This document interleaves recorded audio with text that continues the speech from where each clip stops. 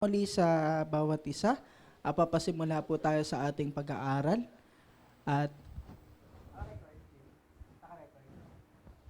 okay. So, bago po tayo magpasimula, tayo pong lahat, anyayahan ko po na magsitayo po. And let us pray. Dakilang Diyos, Ama namin, Panginoon, maraming salamat po sa umaga at biyayang itong binigay mo sa amin. Ang dalangin namin, ang patuloy na pagpapala at karunungan na nagmumula po sa inyo. Patuloy din namin pong dalangin ang inyo pong pagsama, lalo tigit, Panginoon, ang pagkilos niyo po sa aming lahat. Dalangin namin ang salita niyo po, ang siyang may tanim sa aming puso at isip. Salamat po, O Diyos, sa pagkakataong ito. Sa pangalan ng aming Panginoong Hesus, ito po aming dalangin. Amen. Okay po, good morning po ulit. So, for now po, mag-Bible study po tayo ngayon. Pangunahan ko po. At ang pag-usapan po natin yung the other side of God's mercy or sa ibang parte na dapat din natin makita, lalo tigit doon sa awa o habag ng ating Panginoon. Na ating pong babasahin sa Roma chapter 11. Sige po, pwede po bang pabasa mga kapatid? Ang Roma, Kabanata 11, talataang 28 hanggang 32.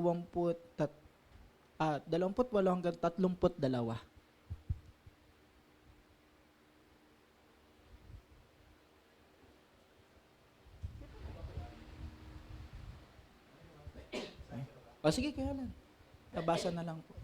Dahil tinanggihan ng mga Israelita ang magandang balita, sila'y naging kaaway ng Diyos. At kayong mga hente ang nakinabang, ngunit dahil sa sila ang mga hinirang ng Diyos, sila'y mahal pa rin niya. Alang-alang sa kanilang mga ninuno, sapagkat hindi nagbabago ng isip ng Diyos tungkol sa kanyang mga kaloob at pagtawag. Noon kayong mga hintil ay hindi sumusunod sa Diyos, ngunit ngayon kayo ay tumatagap ng habag ng Diyos ng sumuway ang mga Hudyo. Gawin din naman dahil sa habag ng Diyos na inyong naranasan, sinusuway naman ngayon ng mga Hudyo ang Diyos. Nang gayo'y naranasan din nila ngayon ang kanyang habag, sapagkat hinayaan ng Diyos na maalipin pagsuway ang lahat ng tao upang maipadaman niya sa kanila ang kanyang habag. Yan, thank you po sa pangunguna po sa pagbasa. So yan po ang pag-usapan natin ngayon. Roma chapter 11 verse 28 hanggang 32, which actually ang buong context nito is yung Roman chapter 11. Pero gayon pa man po mga kapatid, ito kasi sulat sa mga Kristiyano na pinapaunawa ni Pablo kung ano ang bunga ng pagsuway ng mga Hudyo. 'Di ba? Throughout the history naman, pinapakita ng kasulatan na may katigasan talagang ulo ng mga Hudyo. Kahit kitang-kita na nila, danas na nila, at naririnig rin nila ang mga sinasabi at ginagawa ng ating Panginoon. Gayon pa man, matigas talaga yung ulo. Kaya lang, dumating sa punto na sabi dito sa kasulatan na tinutukoy ng verse 28 hanggang 32, yung ang Diyos o ang mga Hudyo, mga kapatid, sa kanilang pagsuway, nagbukas ng pintuan para sa mga hintil upang tayo naman na mga hindi lahi ng mga Hudyo ay tumanggap ng biyaya ng Diyos. So, sa madaling salita, sabi nga ni Apostol Pablo, sa kanila ay kahatulan at sa inyo ay buhay. So, yun yung nangyari. Pero, bibigyan natin ito, bakit pag-uusapan natin itong the other side of God's mercy or ibang parte na dapat nating tignan sa biyaya at awa ng ating Panginoon. Yung verse 32. Nang sabi po dito, mga kapatid, sige po pa, next slide po. Sapagkat hinayaan ng Diyos na maalipin sa pagsuway ang lahat ng tao upang maipadama niya sa kanila ang kanyang habag. Yan. So, yan ang pag-uusapan natin ngayon. Yung pag-alipin o bunga ng pag-alipin sa pagsuway, nandoon yung kahatulan, nandoon yung pagkawalay, at nandoon yung kamatayan. So, sige po, paano po? So, yan yung tatlong bunga ng pagsuway. At ang sabi doon sa verse 32, hinayaan ng Diyos.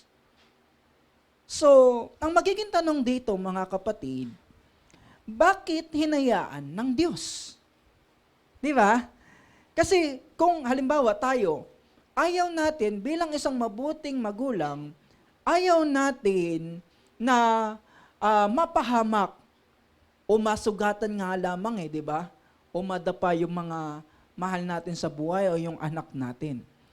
Pero merong isang parte sa kasulatan na kung minsan ay magiging tanong sa isang Kristiyano, sa isang hindi mananampalataya o sa hindi naniniwala sa Diyos. Na ang tanong, bakit hinayaan ng Diyos na ang tao ay maalipin sa pagsuway? Kung tayo nga na tao, ang gusto natin ay sa ikabubuti ng ating pamilya. Hindi ba? And ang sabi din ng Panginoon lahat ng ginagawa niya ay pawang kabutihan.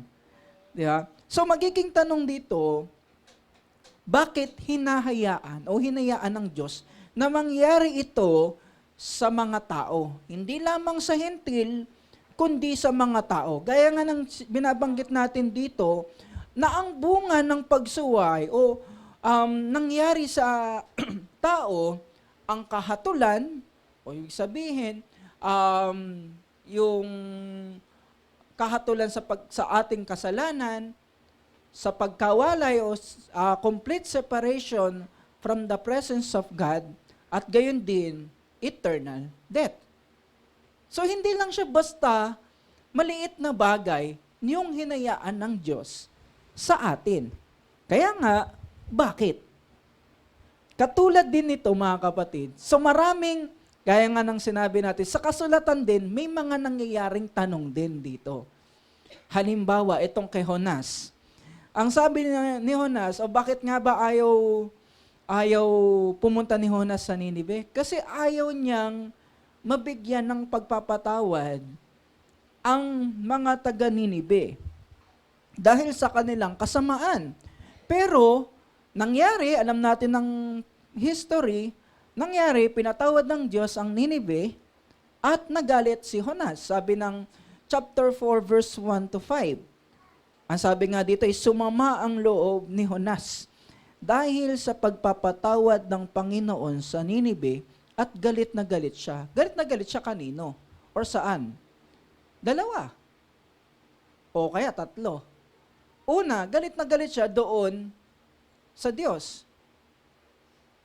Sa nagpataw ng pagpapatawad. Nagalit din siya doon sa ginawa ng Diyos. At yung ikatlo, nagalit siya doon sa sitwasyon ng Ninive na napatawad sila. Di ba? So yun ang ginawa ng Diyos. At naging tanong ni Jonas, bakit? Di ba? And sa isa pa pang banda, yung Roma chapter 3 verse 5, sabi ng pangangatwiran ng tao, ngunit kung ang kasamaan natin ay nagpapakilala ng katarungan ng Diyos, masasabi ba nating hindi siya makatarungan dahil tayo'y pinaparusahan niya? So, ibig sabihin ito, o ganyan daw yung pangangatwiran ng tao, na pinapakita, kung ang kasamaan namin ay nagpapakita ng kabutihan ng Diyos, bakit pa niya kami paparusahan? Di ba parang yung katwiran na, kung hindi dahil kay Judas, hindi mamamatay si Jesus. Kaya salamat kay Judas. O bakit ka mo? Ganun nga daw ang sitwasyon Ngayon, sabi nga ni Pablo, ganyan kasi yung pangangatwiran ng tao. At yung ikatlo, doon sa Malakias chapter 3, verse 13 to 15, hindi ba't kung sino ang palalo ay siya pang pinagpapala? Hindi lamang nananagana ang masasama, kundi sinusubok pa nila ang Diyos sa paggawa ng kasamaan, ngunit hindi sila pinaparusahan. Pero tayo na mga Kristiyano, sabi nga ni Pedro kung ang mga Kristiyano ay mahirap ng maligtas, pambira, tapos biglang papasok ka sa Malakias. Sabi doon, yung mga masasama, pinagpapala pa, hindi pa nga pinaparusahan. Ayan. So, di ba, makikita natin kasi, sa atin ganito, maari kasi throughout the years, nahuhubog yung utak natin, isip natin, doon sa kalooban ng Diyos. Pero hindi lahat katulad ng ating isipan. Biruin nyo pa nga, itong mga, isa pa nga dyan si Jonas, isang propeta, na nagkakaroon ng questionable, nagko-question sa ginagawa ng Diyos. So, ang tatanungin niya natin, gaya ng tanong natin kanina, bakit hinayaan ng Diyos? Bakit ganito yung ginawa ng Diyos? So, magbibigay lang po ako ng 5 general answer or 5 tugon. Ito yung 5 pangkalahatang sagot regarding dito sa tanong na ito. Bakit hinayaan ng Diyos? Sabi sa Daniel chapter, sige po, sorry. Etong 5 na ito, una, bakit hinayaan ng Diyos na ang mga tao ay maalipin sa pagsuway? Una, kailangan natin maintindihan, walang makakatutol sa Diyos. Ikalawa, wala bang karapatan ang Diyos gawin kung ano ang gusto niya? Ikatlo, mayroong layunin ang Panginoon. Ang ikaapat, hindi maaabot ng tao ang dunong ng Diyos. At ang ikalima ay sino ang makapagpapayo sa Diyos. So, umpisahan natin. In Daniel chapter 4, verse 35, sabi doon, walang makakatutol sa Diyos. Pwede po bang pabasa, mga kapatid? Sige po, tayo na po ang pwede po magbasa. Sige. Sa lupa ay walang halaga. Ginagawa niya sa hukbo ng langit anumang nag-isip niya. Walang maaaring mag-utos sa kanya ni makakatutol sa kanyang ginagawa. Yan. So, sabi ko nga, ito yung general answer pa lang. Wala pa tayo doon sa specific answer sa question. Pero, tatandaan natin, una, sabi nga, walang makakatutol sa Diyos. Gusto niya o ayaw niya, siya yung masusunod, hindi po ba? So, sabi nga doon, sa Daniel chapter 4, verse 35, ano man yung naisin niya ay ginagawa niya. At walang maaaring mag-utos sa kanya o kaya ay makakatutol sa kanyang ginagawa. Di ba? Yun yung katotohanan na dapat maintindihan ng tao. Hindi lamang ng Kristiyano, hindi lamang ng hindi Kristiyano or hindi naniniwala sa Diyos, kundi lahat tayo. Kailangan nating maintindihan sa ginagawa ng Diyos, walang makakatutol sa kanyang kagustuhan. Kung gusto niyang magpatawad, magpapatawad siya. Kung gusto niyang hayaan tayo sa kung anong gusto natin, gagawin niya yon. Di ba? Kasi niloob niya yun eh. At walang makakatutol sa bagay na yun o sa kanyang ginagawa. Sa ikalawa, in Romans chapter 9, verse 20 to 21, sige po, ang tanong dito ay, wala bang karapatan ang Diyos? Pwede pong pabasa, mga kapatid. Roma 9, 20 to 21. Tayo na po. Huwag po kayong mahiya. Ayan, si nanay. Tao ka lamang, sino kang mangahas na sumagot ng ganoon sa Diyos?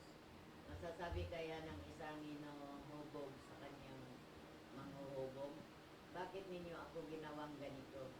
Wala bang karapatan ang gumagawa ng palayok na bumuo ng mamahalin o mumurahing sisidlan mula sa isang tumpok na puti?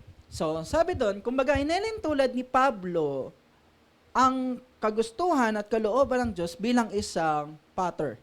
O ang tawag dito? Manlililok. Yan. Kung anong gusto niyang hugis, yun ang gagawin niya. Kasi siya yung manghuhubog. Ikaw, sabi nga, ka lang putik ka lang at hindi ka pwedeng makapagreklamo. Tayo mga kapatid, talagang sa isang banda dito, siya talaga yung pattern natin at tayo ay mga alabok, nanggaling sa alabok. Na kung paano hubugin tayo ng Diyos, gayan din naman. So, ang magiging tanong, ang magiging sagot doon sa bakit hinayaan ng Diyos, wala ba siyang karapatan kung anong gusto niyang gawin sa buhay natin o sa buhay sa mundong ito. 'Di ba? Kasi magiging tanong 'yan, mga kapatid, sa bawat isa, gayon din sa lalo na sa hindi mananampalataya, na kung minsan hindi natin mabibigyang pansin ang karapatan ng Diyos. Lagi natin bibigyang ng hustisya yung karapatan natin bilang tao. 'Di ba? Pero hindi natin pinapansin, ano bang karapatan ng Diyos? May karapatan. At wala tayong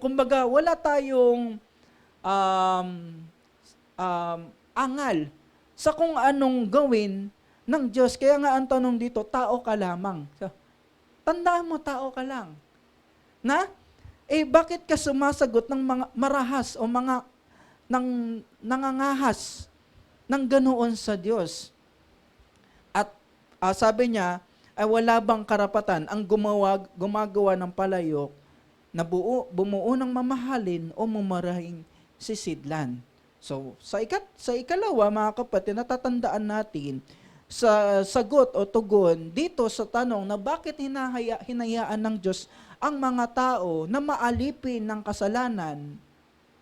Ang ikalawang sagot ay may karapatan ang Diyos. Gawin niya kung hahayaan niya o hindi niya hahayaan. Yeah? Sa ikatlo, sa Isaiah chapter 46 verse 9 to 10, ang tugon dito ay mayroong layunin ang Panginoon. Sige po, pabasa po, mga kapatid. Kayo na po ang magbabasa para po tayo po ay mayroong ice break. Sige po, tayo na po, Ate Risa. Kita niyo po. Sige po. Sige po. Kaya alalahanin ninyo ang mga nakaraang pangyayari. Yung kilalanin ng ako lamang ang Diyos.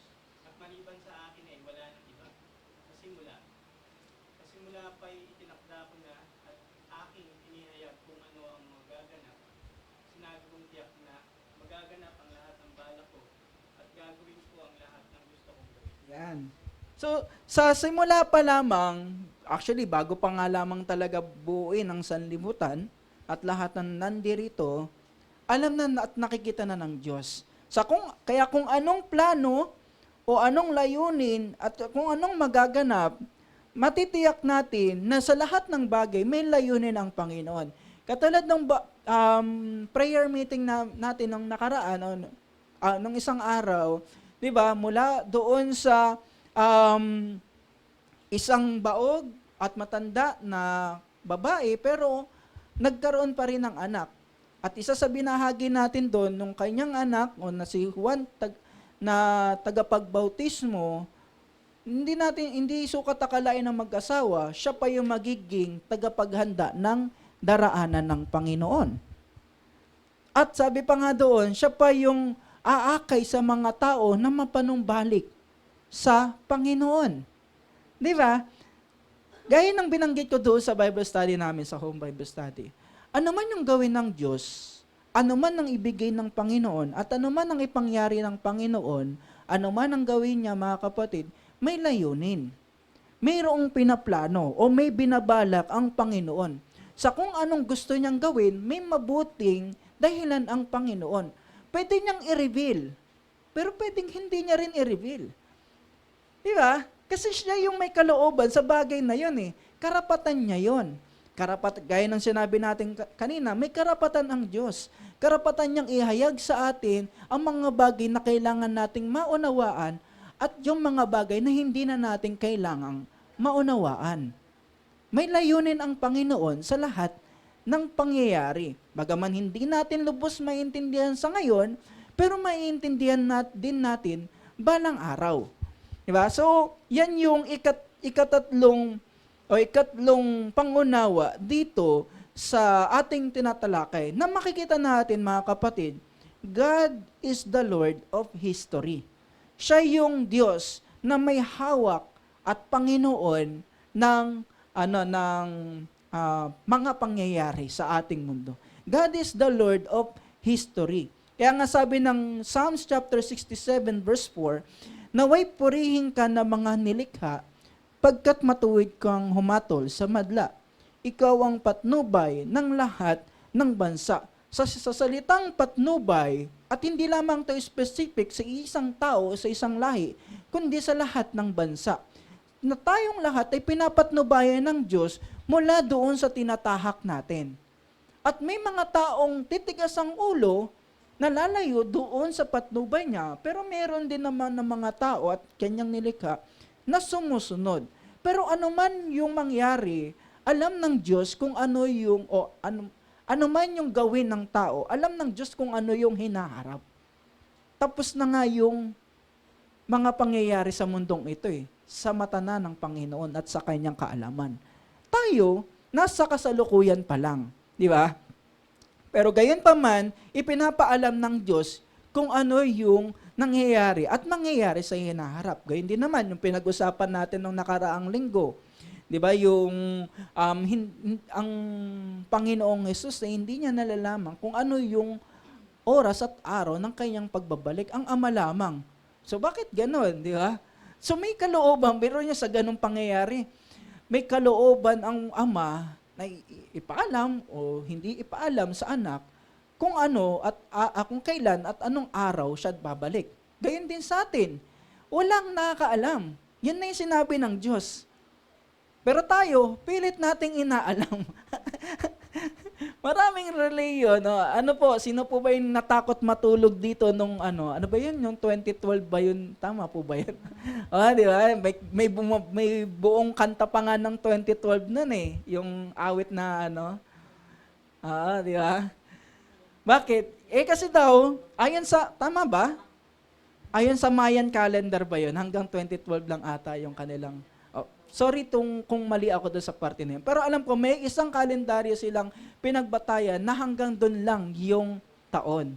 Malay mo naman, di ba, nagkulang lang ng ng manglililok. Sa atin, hindi naman porket wala ng distribution ng taon Halimbawa, hanggang 2024 na lang yung di ba? Nagkulang lang ng ink Pero ang punto, mga kapatid, sa atin, ang Diyos, siya yung may hawak na kung ano yung mangyayari ngayon at sa mga susunod, 'di ba? Gaya ng pinag-uusapan natin, walang makakatutol sa Diyos, wala bang karapatan ang Diyos at may layunin ang Panginoon. Gaya din na sinabi ng Romans chapter 9, verse 18, kaya kinaawaan ng Diyos ang nais niyang kaawaan. At pinatitigas ang puso ng sinumang nais niyang pagmatigasin.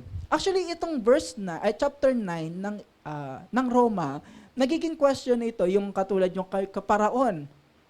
Yeah. Bakit ganon, di ba? Si Paraon, si Lord na yun nagpapatigas sa puso ni Paraon. Mababasa yan. God hardened the heart of Pharaoh, or pinatigas ni Yahweh ang puso ni Paraon. Sabihin, bakit ganun? Wala bang yung sariling kalooban ng tao na yun? Paraon, malay mo, nagsisisi na o Hindi nga Mula pa lang sa simula, matigas na talaga yung puso. Talagang pinatitigas na ni Paraon yung kanyang puso at ayaw niya talagang sumunod sa ipinasasabi ng Diyos. Kaya sabi ng Panginoon, Romans chapter 9, verse 18, pag mamatigasin niya ang puso ng matitigas. At sa may kaawaan niya, ang gusto niyang kaawaan. Nasa Panginoon yun. At sabi ko nga, yan ang kadalasang nalilimutan ng mga tao na may kalooban din ng Diyos. Na may sarili din siyang pagpili. Na may sarili din siyang desisyon. Gusto mo, ikaw lang. Yung parang anong tawag doon, yung pa-victim ka, yung parang ikaw yung kawawa, yun naman pala, gusto mo lang, ikaw yung napansin. And sabi nga ng Romans chapter 11, the unsearchable will of God. Ito yung ika-4. Sabi natin, hindi maaabot ang dunong, o hindi maaabot ng tao ang dunong ng Diyos. Pwede po pabasa, mga kapatid. Roma 11, 33 to 35. Sige po, pwede na pong makatayo po.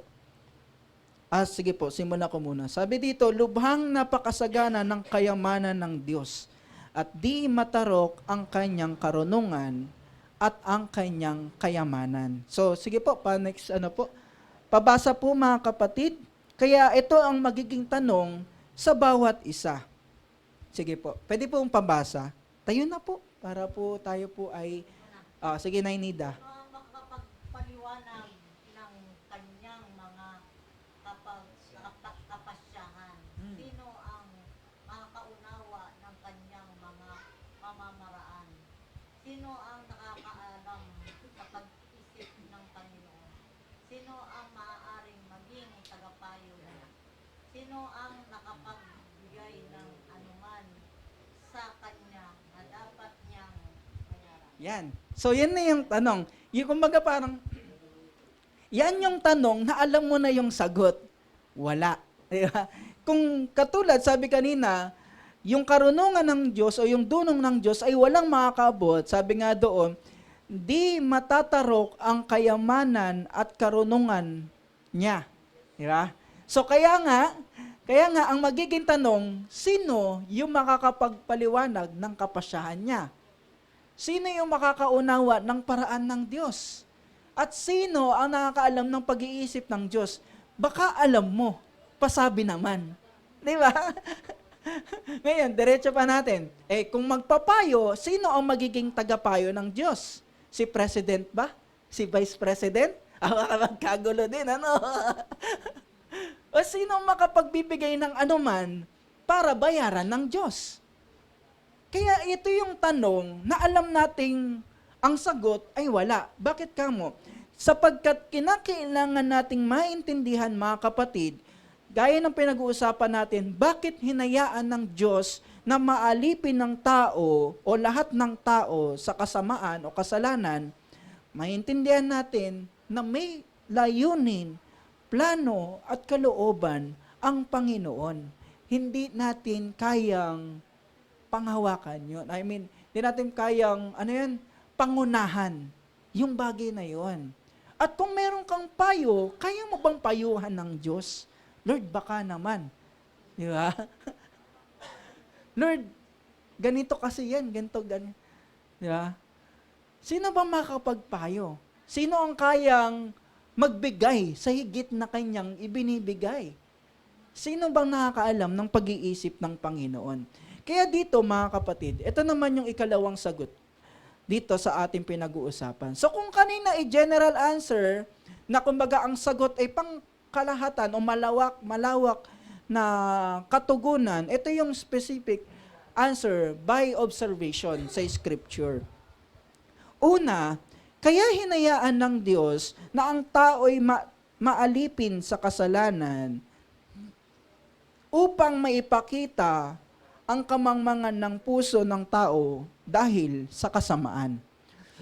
Para makita natin kung ano yung dulot ng kasamaan. Ang una nga daw doon, para makita natin na kapag tayo'y patuloy sa kasamaan, nagiging mangmang tayo sa buhay at sa harapan ng Panginoon. Pabasa nga po ang Roma chapter 1 verse 21 to 23. Sige po. Kahit nakilala nila ang Diyos, siya hindi nila pinalamanan bilang Diyos. Hindi pinasalamatan man sa halip na naghahaka sila ng mga bagay na walang kabuluhan. Kaya't nagdilim ang hangal nilang pag-iisip. Sila'y nagmamarunong ngunit lumitaw na sila yung mga hangal. Naliguran nila ang kaluwalhatian ng Diyos na walang kamatayan. At ang sinamba nila yung mga larawan ng mga taong may kamatayan.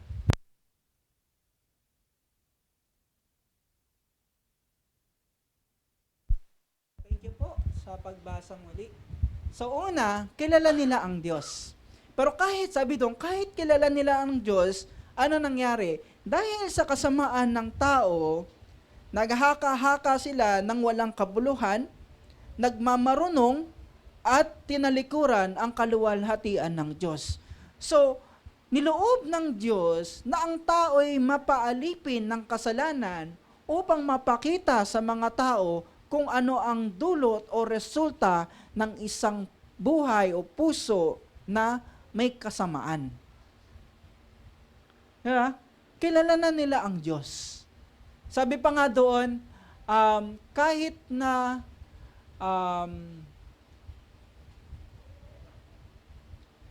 ayan. So kahit nakilala nila ang Diyos, hindi nila pinarangalan o pinasalamatan man. Bagkus, maraming haka-haka sa isip. Maraming ginawa na ayon sa kanilang kagustuhan. 'Di ba? So yan ang unang tugon base sa observation sa banal na kasulatan na patungkol doon sa ating pinag-uusapan, bakit hinayaan ng Panginoon. Kaya ang hatol, sabi dito sa chapter 1, verse 24, verse 26, and verse 27, sige po, pabasa, brother. Parang ikaw naman. Oo. Kaya tinayaan na sila ng Diyos sa kanilang maruming pagnanasa hanggang sa hindi na nila mapigil ang paggawa ng kahalayan sa isa't isa. Dahil dito hinayaan sila ng Diyos sa mahalay na pagnanasa. Dahil ayaw nilang kilalanin ng Diyos, hinayaan sila ng Diyos na sa masasamang pag-iisip at sa mga gawaing kasuklam-suklam. So, di ba? So, nandun na yung salitang, hinayaan na sila ng Diyos. Bakit kamo? Dahil sa kanila ng kamangmangan sa kanilang puso dahil sa kasamaan. Kasi gusto mong gawin yan, sige, gawin mo na. Nandiyan yung maruruming pagnanasa, lalaki sa lalaki, babae sa babae, nandun yung kahalayan, nandun yung hinayaan sila sa masamang pag-iisip at sa mga gawaing kasuklam-suklam. Lahat ng yun ay hinayaan ng Diyos sa mga tao na parang katulad din nung sinasabi natin kaninang hinayaan ng Diyos na mapaalipin ang mga tao sa kasalanan. Hindi naman gusto yun ng Diyos eh. Gusto ng tao na mapaalipin sa kasalanan. Kasi simula pa lang, mula pa nga lang kay Adan at Eva, meron ng gabay ang Diyos. Katulad nung sinasabi natin kanina sa Psalms chapter 67 verse 4, ikaw ang patnubay ng lahat ng bansa. So nandun yung patnubay ng Panginoon, gaya nga lamang mga kapatid, mayroong kamangmangan dulot ng kasamaan. At yun ang sinusunod ng tao. Dahil ang Diyos ay hindi naman siya, anong tawag doon? Konsentidor. Kung gusto mo, gawin mo. Pero makikita mo ang resulta ng ginagawa mong kasamaan. Pangalawa, ang katigasan, upang maipakita ang katigasan ng ulo ng tao dahil sa kasalanan. Sige po, Ate Lynn, pwede pong pabasa. Matthew 13, verse 15. Sapagkat naging 13 mapaganda pala. ang isip ng mga taong ito. Mahirap makarinig ang mga kanilang mga tenga, at ipinikit nila ang kanilang mga mata. Kung hindi gayon, sana'y nakakita ang kanilang mga mata, nakarinig ang kanilang mga tenga, nakaunawa ang kanilang mga isip, at nagbalik loob sila sa akin, at pinabalik. Ayan, di ba?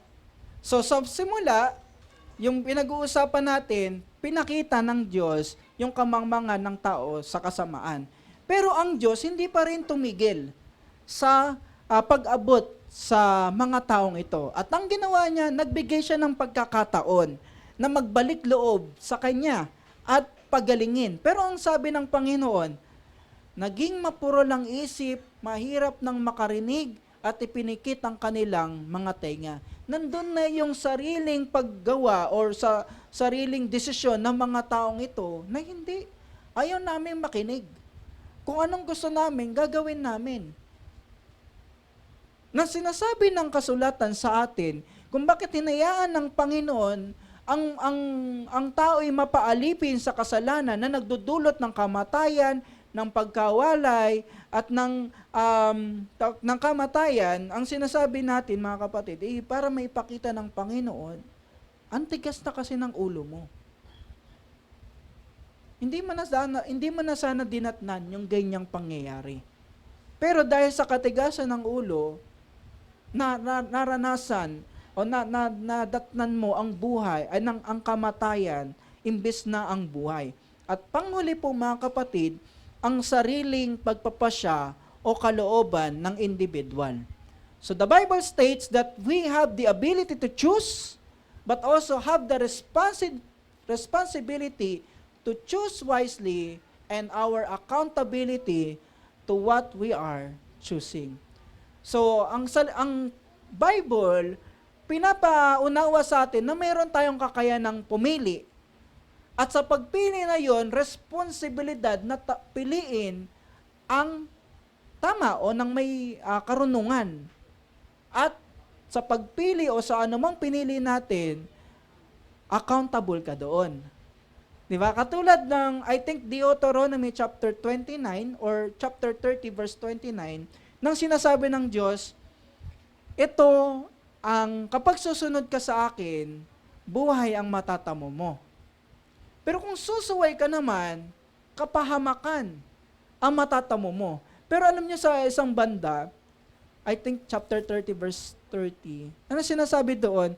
Kaya piliin ninyo yung buhay. Yan pa rin ang sinabi ng Diyos eh. Pero ang sabi ng Panginoon, may pagpipilian ka. May dapat kang sundin. Whether ako o yung sarili mo. Whether yung gusto ko o yung gusto mo. Diba? Kaya doon sa isang tanong natin na bakit hinayaan ng Diyos na mangyari sa atin na tayo mapaalipin ng kasalanan dahil sa mga bagay o sa tatlong bagay na ito. Sa ating conclusion po mga kapatid, in Romans chapter 11 verse 28 to 32, the picture of what man can do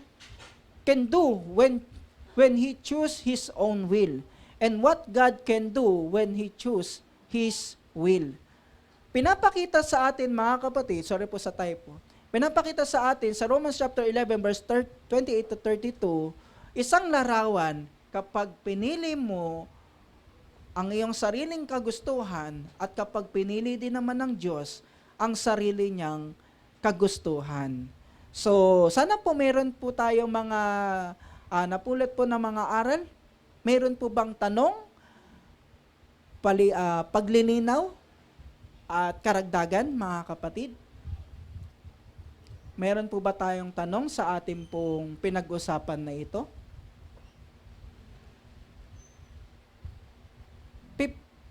Pipili po ba ulit?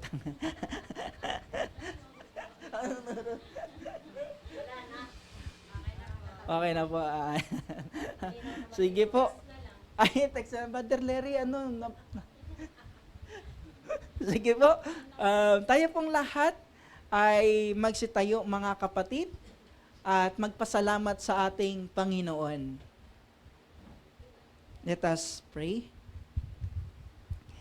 Dakilang Diyos, Ama namin, maraming salamat po sa inyong biyaya at pagpapala.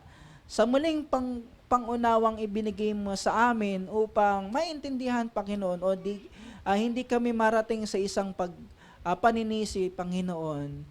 Bagkus, Lord, maintindihan namin na, Lord, may mga bagay na inyong kagustuhan at kalooban na maaari naming malaman at hindi rin na maaaring malaman.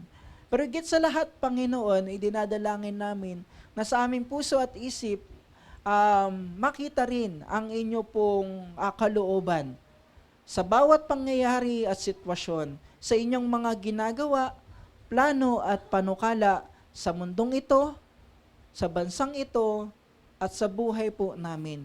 Panginoon, dalangin namin ang patuloy po ninyong paggabay tungo sa karunungang hahantong sa buhay na nasa inyo pong mga kamay. Salamat sa pagkakataon. Ang dalangin din namin, Panginoon, ang dalangin ko po, Panginoon, ay ang patuloy po ninyong pagsiyasat sa aming puso, paghahanda sa aming sarili, Panginoon, upang sa panambahang ito ay patuloy na maging kalugod-lugod at kaaya-aya at katanggap-tanggap po sa inyo. Salamat po, Panginoon, sa biyaya po ninyo sa amin.